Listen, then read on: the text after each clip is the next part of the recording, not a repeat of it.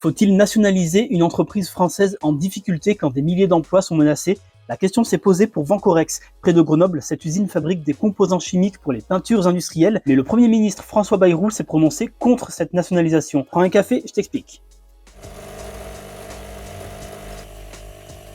Alors pour commencer cette vidéo, je suis très heureux de t'annoncer qu'il s'agit du 100e épisode de Rémi Réveille l'Info. Je te remercie du fond du cœur pour ta fidélité. Mais revenons à notre sujet du jour. Vencorex a été placé en redressement judiciaire, 450 emplois sont menacés, plus largement ce sont près de 5000 emplois directs et indirects qui sont concernés, puisque d'autres entreprises du secteur dépendent de l'activité de Vencorex. La nationalisation de cette usine, même temporaire, était espérée par les salariés et par les élus locaux. Ils voyaient ce projet comme la seule option pour maintenir tous ces emplois, car aucun candidat ne s'est manifesté pour reprendre la totalité de l'activité. Mais en fait, c'est quoi une nationalisation? Eh bien, dans le cas d'une nationalisation totale, c'est quand l'État rachète une société et en prend le contrôle direct. La nationalisation peut aussi être partielle si l'État achète seulement une partie du capital. Selon Olivier Six, élu à la métropole de Grenoble, la nationalisation de Vencorex pourrait être provisoire. Le temps, dit-il, qu'on construise ensemble en Europe et en France un État qui permette à l'industrie lourde de survivre et de se développer. D'après le président de la métropole de Grenoble, Christophe Ferrari,